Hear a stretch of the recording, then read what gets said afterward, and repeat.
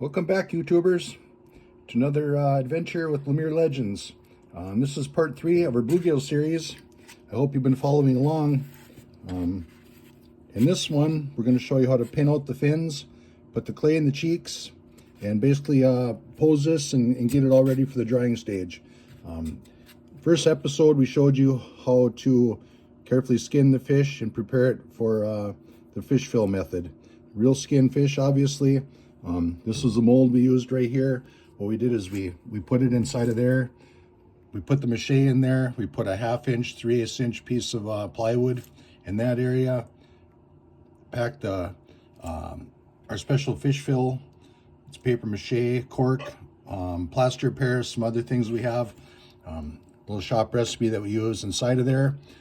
Once it started to cure out, you can see it's pretty firm now. It's been a couple hours.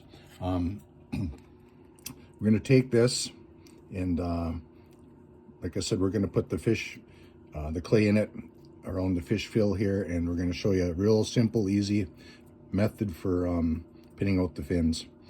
So the first thing we did, as soon as we removed it from the mold, is I put these dresser pins in here. You can find these at any fabric store. They're I don't know, 1.5 inch, probably 1 3/4 inch long. Pretty universal pins. They don't leave a very big hole at all. They do, after a while, get a little bit of rust, unfortunately, and we just discard them at that point. You can see this here is getting a little bit of rust on it, but good for now. But what we wanted to do is we wanted to open up this this gill cover the best we can right here, and if we do that immediately, it doesn't dry up on us. And I like that because I found out that doing these fish, you get that blue in that open gill cover, and you get that pearlescent color in there, and your fish will sell a lot better than having that sealed up underneath there. As you can see right there. So we did that, very simple. We just opened it up, 4 pins, pinpointed that.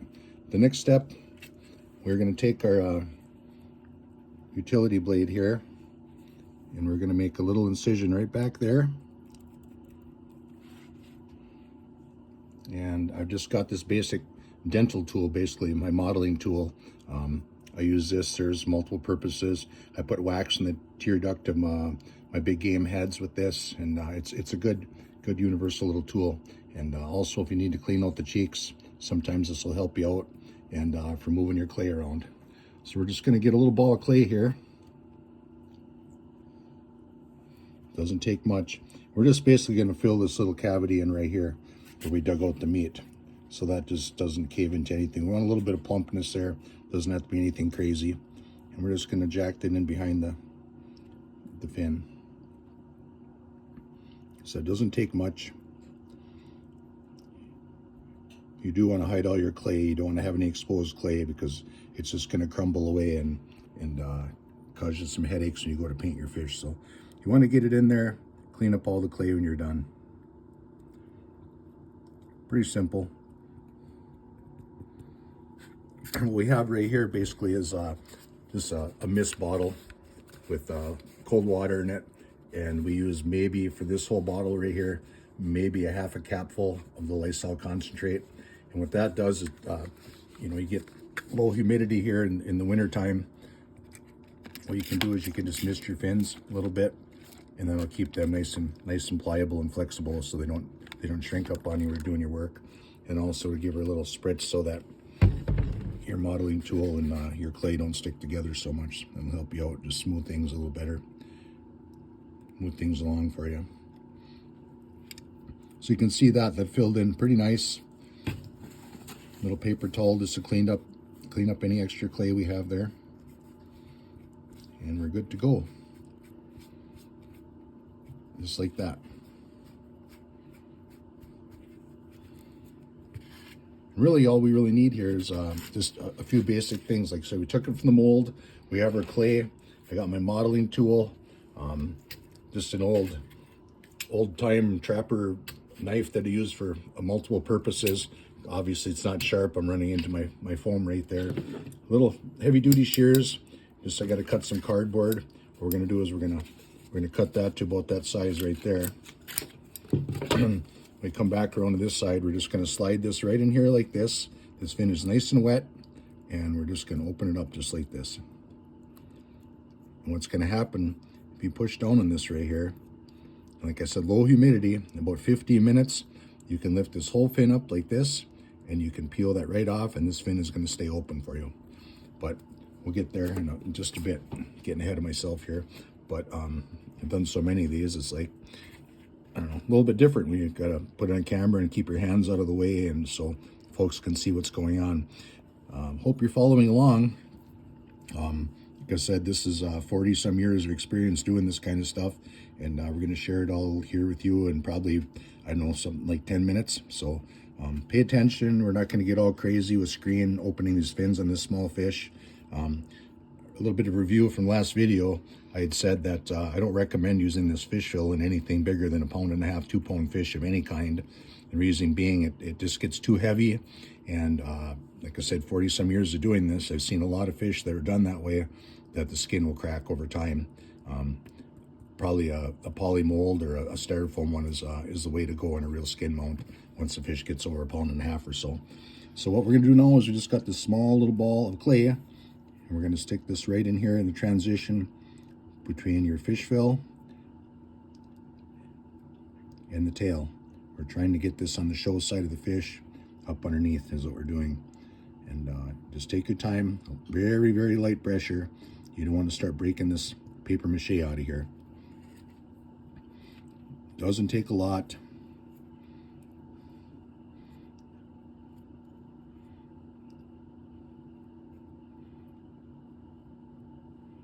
And really, that's gonna be all we really need. I like to take a little bit of this back like this. In part 4, obviously coming up after this one, this dries for a day or two. We're gonna come back and we're gonna show you how to put polytransport tape or transport tape on the back of this. Basically, it's just a medical tape that we're gonna put on the back side of this fish, so we can fix that split and we can do other things. So you don't want to have the clay way out here, because when you do, your tape is not going to stick to that. So you want to keep basically to the butt of the tail here. You want to keep your clay in there. You can roll it over. You can see we got a nice little bump in there. You can see that. Okay, we're gonna feather that right in, nice and natural, and that's it. I mean, your tail right now is 3/4 of the way open already, just perfect. And with the mold we had, when we pushed that mache in there, all these fin butts here filled in really nice. If you're using a styrofoam mannequin, you'd have to put clay in all those fin butts, and this method just saves yourself a lot of time. It's, I don't think there's very many folks that still do this method anymore, and it's really interesting to see what kind of interest, I guess, we're going to get on YouTube for this. But kind of tricks of the trade.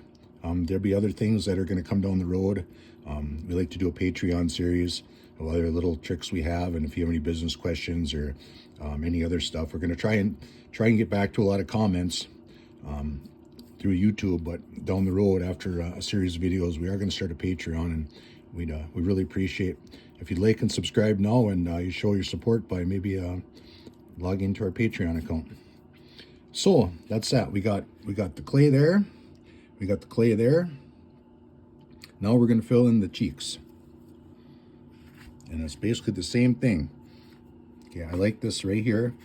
Okay, we're not going to remove that because the eyes I use aren't a real deep glass eye, so we're going to leave that in there. It's going to be a good filler, so down the road you don't have to waste more material filling this in. We're just going to take this clay and we're going to put it right in this cavity where we had removed the cheek meat. Now as this dries, in a few hours, you're just going to have to come back real quick.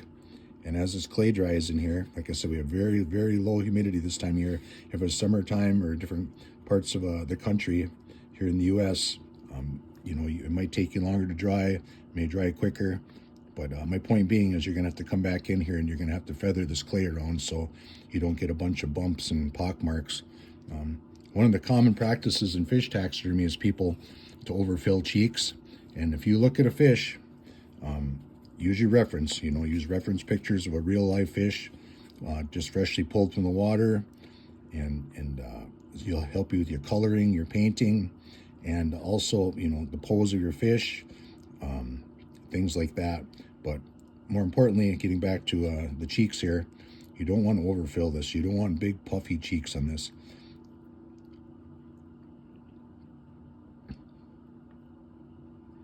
Now you can see that is actually too much. What we're going to do now is just to feather that clay so that it gets way down in here, just a couple light tamps. And that's going to push the clay that way, and you can see it started to squirt back out that opening. We want to keep this opening in this eye as round as possible, just like that. Like I said, we come back and we pull these pins out when the fins are dry. I mean, tomorrow we could probably do it in an hour or two even. In fact, we're going to come in after we take all these pins out, all these fins. You can come back in here and you can just make sure that everything's where you want. It's going to take a little bit of time for that clay to dry out. It's not going to dry out in an hour or two. It's going to take 24 hours or so. So you got a little time to move that around. But that's it. I'm pretty happy with that right there. We got filler up here, so this isn't going to shrink up very bad on us. We're not going to have an oblong deformed eye. It's looking pretty good. So that's the wall side, obviously, and now we're going to do the show side. Same thing. We're going to come in here and just open that up. Make sure that we got 90% of that meat out of there. And same thing, just go in there and inject that clay around right up inside that cheek again. Make sure you get in the cheek and you're not just pushing it down into the mouth opening here. A little bit more. This is going to be too much, but and this is a little bit damp actually, this clay here, but it'll do the job. You don't want the clay quite this wet, but it'll work. And just work that right in again. And don't worry if this clay gets all over your cheek. A little bit of that Lysol water and a cloth will clean all that right off before you apply your sealer and your paint. Obviously, the less you put on there, the better. It just saves yourself a little bit of time and work.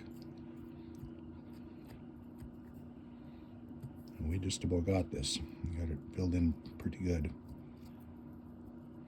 And the same thing, you can see that we're way overfilled there. That's way too bulged out, that cheek. So we're gonna just come in there. Same thing, 1, 2, we're working that clay down towards the gill cover to get it right in toward the bottom there. Extra's gonna squirt out the eye opening, and again, just round that out,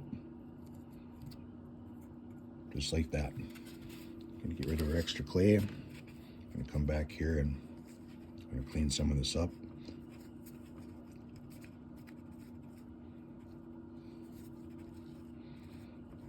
And you notice when we started this, I had this fish just wrapped up in this is very just damp. It's meant to be rolled up for a while.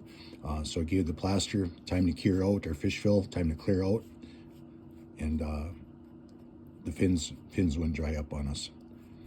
So a little bit of Lysol water right there. Sometimes I'd rather clean this amount up right away instead of letting it dry and then having to go back and really work it. You can see there I lost, rubbing on a little bit, I lost the scale, but for commercial taxidermy, that's not going to be the end of the world.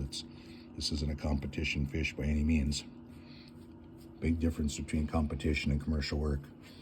All your pieces cannot be competition quality. Yeah, you have to do good work definitely to get return business and clients, but you can't spend hours and hours and hours on this fish to, you know, if you're trying to make $30 an hour or whatever your breakdown is what you need to make on a fish mount, according to your bills and office expenses and so on and so forth, living expenses, you know, time is money. So, as I've said in every video probably so far with these bluegill, or this bluegill. So there, that's what we need. All right.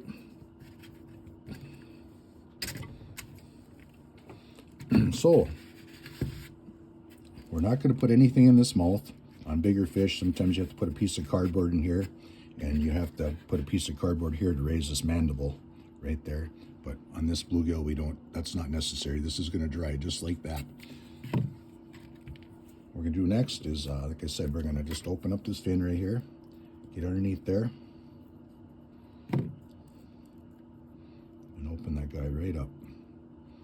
And whatever you're happy with, just, this one is gonna stay nicely in place.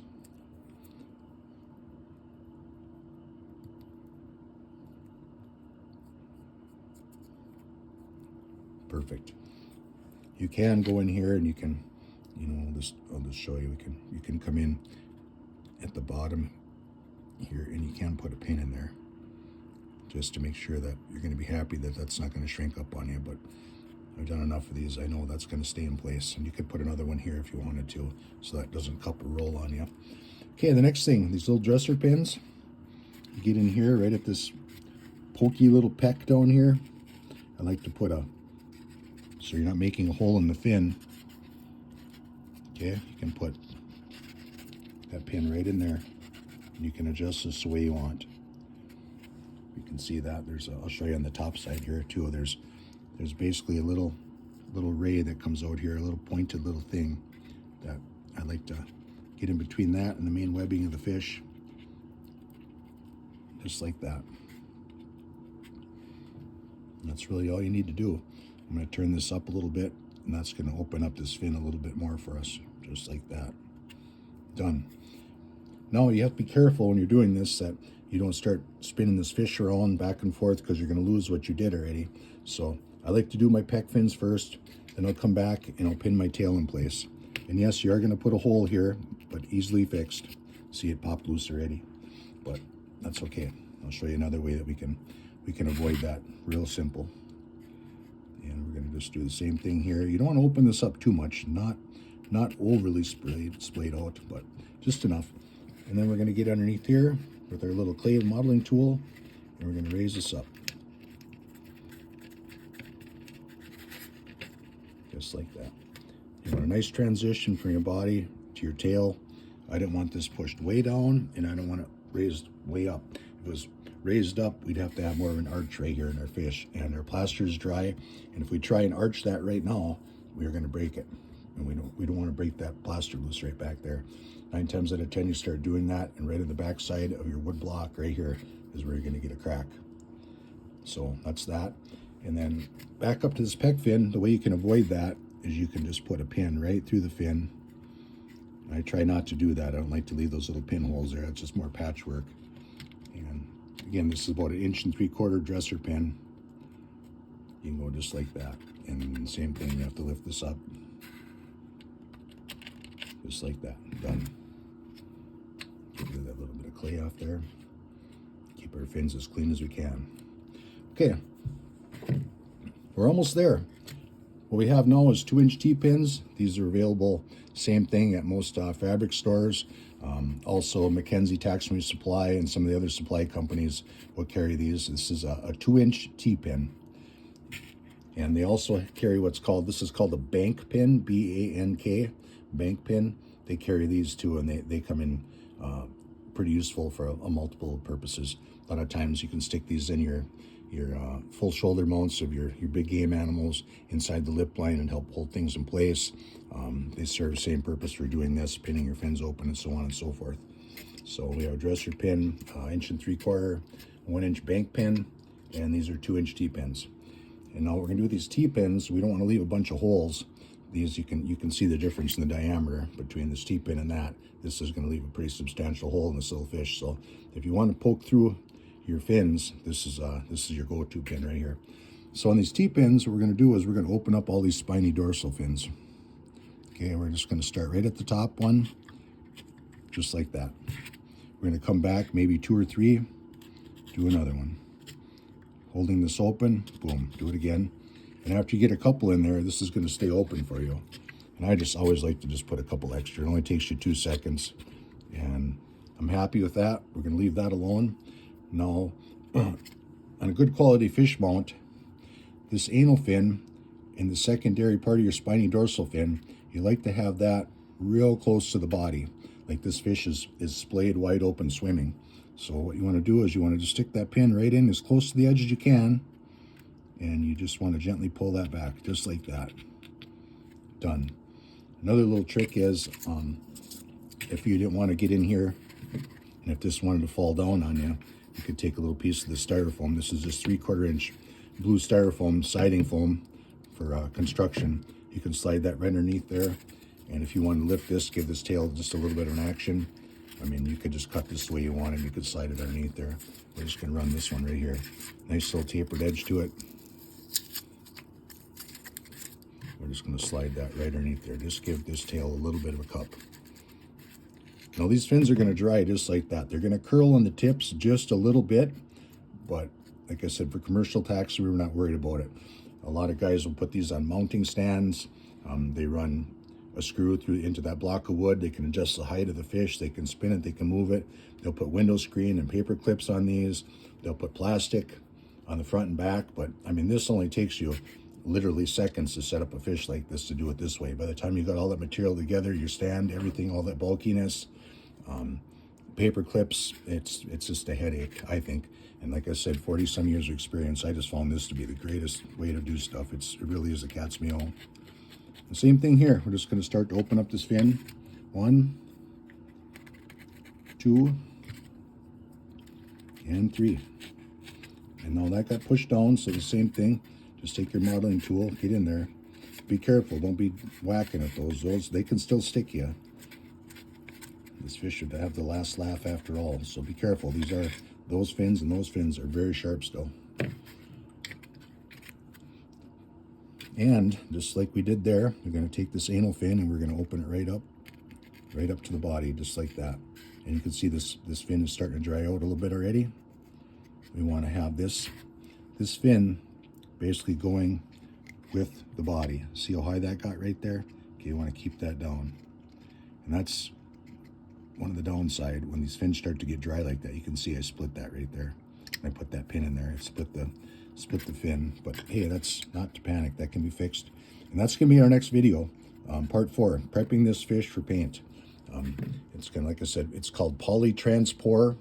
I'll show you the tape in the next video, part 4 of the series. We use for a fin backer on the back of this. We'll show you how we seal up the seam on the back, and how we finish the back of these fins so they're nice and flexible. And we'll prep this for paint. We'll pop a little eye in this guy. We'll clean it up. We'll build up underneath here on the throat latch area. We're going to clean that up. We're going to put a little putty in the mouth to seal that up, and we're ready to go. Like I said, this fish, roughly in 2 hours, we could start to take these pins out. We're probably going to leave it here overnight, and we'll run part 4 tomorrow. Thanks for watching, and please subscribe and like. We appreciate it. Have a good one.